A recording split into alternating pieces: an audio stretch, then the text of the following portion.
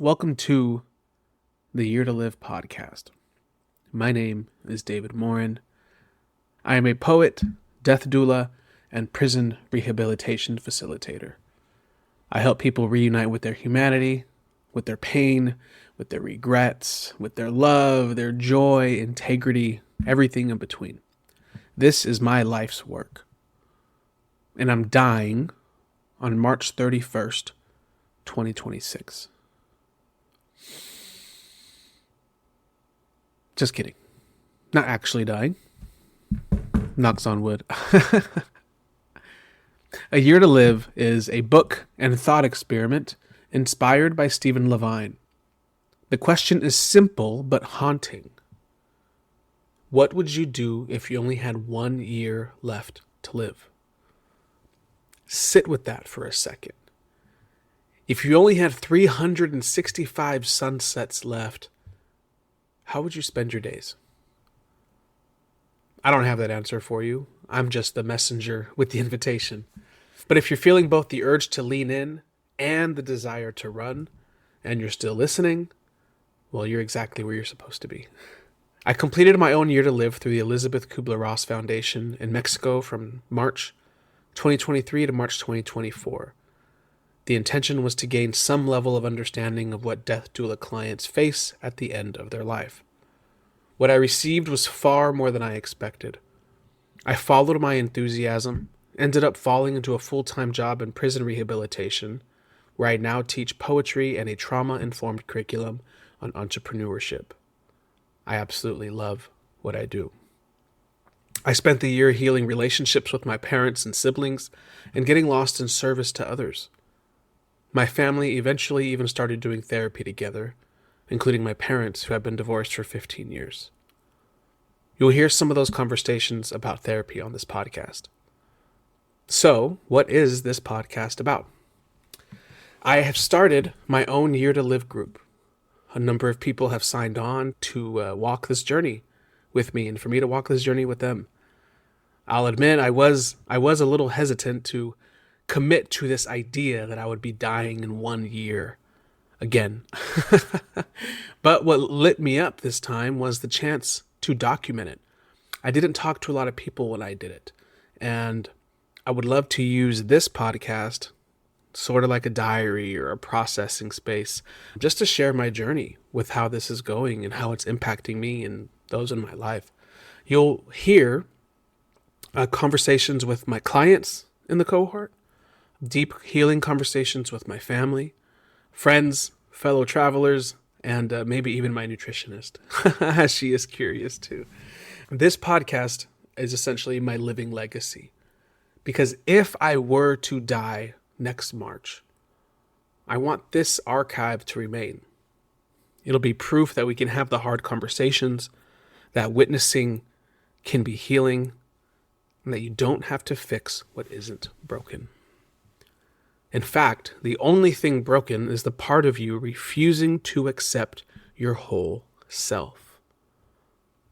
So, I took this class. I'm hosting this group. Why should you care? Here's a quick version, equal parts resume and validation attempt. I grew up as a Seventh-day Adventist, became a Jesus freak in high school, and I somehow managed to win Most Spirited for my senior year of homecoming as a Jesus freak. College hit. I took religion classes because I was so serious about my faith, and then ended up rebelling. I got drunk for the first time. It was Bud Light at a neighbor's party, and it was pure euphoria. I remember just being drunk for the first time and being like, what? This is why you guys like this? This is incredible.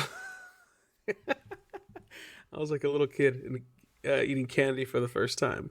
I ended up becoming kind of an alcoholic, though, for about 10, 11 years, including being drunk at my college graduation while receiving a leadership award.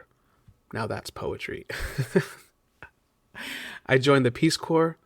I fell in love with a family abroad and eventually had to reconcile, not eventually, actually pretty immediately, within those first few weeks, I had to reconcile that my host brother, who I grew to love so much, his favorite food was dog meat. And that was so hard to come to terms with. Throughout my first year, I lost an uncle and 2 close friends. My humanity hit hard. My lessons on humanity hit hard, but grief hit harder, especially at the worst possible time. After Peace Corps, I gave corporate America a try, and I watched my soul slowly leave my body. My depression got worse. And then, for some reason, I did a darkness retreat, which is the previous episode. And that cracked me open. And it showed me that I was a poet. Fast forward a year later, I quit my job. I quit my sales job, cashed in my commission checks, yada, yada, and gave myself one job only, and that was to write poetry, to write as much as I could. So somewhere between all of that and today, I ended up finding a year to live, and it was an incredible experience. I was interviewed on a podcast shortly after finishing that, and I will be reposting that for some more information. But the point is, I walk through the fire I'm inviting you to step into. It's not shiny, it's not fun, but the version of you that's calling you forward is on the other side. And that is the work of a lifetime. And that is work worth doing. So, for this first solo episode, this is a first big insight that I want to share that I'm working through in kind of in real time. And what that is, I have been thinking for the longest time that we're afraid of death. And that's been a lot of the language that I use, even though I hate using that language. I don't like seeing it online when people say you're afraid of death, because it's not inviting, and I want to make this topic inviting. And I still don't know if I can do that. But here's this insight. And the insight is, you are not afraid of death. I am not afraid of death. We as a people are not afraid of death. Despite what most death workers shout, like me, at the top of the mountain. Think about it. If we were truly afraid of death, would we show up to funerals? Would we dare to view our loved ones in open caskets?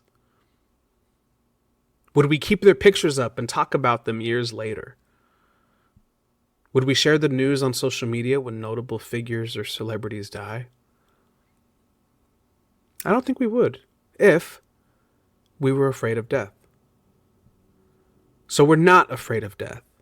What you really fear is the mirror of mortality and what it reflects back to you. And that is your humanity. Again, it's not death we're afraid of. What we're afraid of is the fear once we see the mirror of mortality and what is reflected back to us. So think of a moment at a funeral that you've been to, of someone you love. You are very sad to have to say goodbye. You are sad at seeing their loved ones taking it so hard for saying goodbye. But there is a silent moment you have to yourself where you start questioning what you're doing with your life and whether or not you're wasting it away or living the life you truly desire. It creeps up. You sit with it, this existential dread, just for a moment until it's time for refreshments or until you reach for your phone. Then you get into your car and you drive those thoughts away and you're back to your regularly scheduled programming until the next funeral. A year to live is an invitation to sit with that exact moment every day for 1 year. Even if just for a few seconds, or some days not at all, that's part of the process too. Right? So again, it is not death itself we are afraid of. We are afraid of how the idea of death makes us feel. There's a big difference because we got to deal with how we feel about it first before we can actually deal with it. Right? So, we're not afraid of death. We're afraid of our capacity to feel. We're afraid of our capacity for regret, for profound joy, our capacity for betrayal, for hurting someone, for being the cause of someone else's pain. We are afraid of our capacity to forgive. We are afraid of our commitment to never forgive. for acknowledging that we are capable of the very hate we spend our existence pointing fingers at. We don't want to see it. We don't even want to entertain that we are less than our idealized perfect selves. We fear the enormity of what it means to be human. And we've arrived at a place where our human nature doesn't fit at all with our ideologies of what it means to be human. And when death does finally come, I think deep down we know that part of that process means we won't be able to look away from everything we've spent our whole life looking away from. So the invitation for you, listener, dear listener, is why wait? What waits for you then is what is waiting for you now. Why let that dread hang out rent-free until then, behind the scenes, dictating and directing every decision you make because you're afraid to look at this mirror of mortality? None of that is actually death. It is our fear of fear itself. Once you realize that your relationship with everything you hate and avoid is more about being afraid of what those things make you feel, everything becomes clear. And so our mortality, and therefore our humanity, is the most powerful class that we can ever take as a human. Yet it's a class nobody wants to take. Welcome to the class. Welcome to the apprenticeship of the unknown.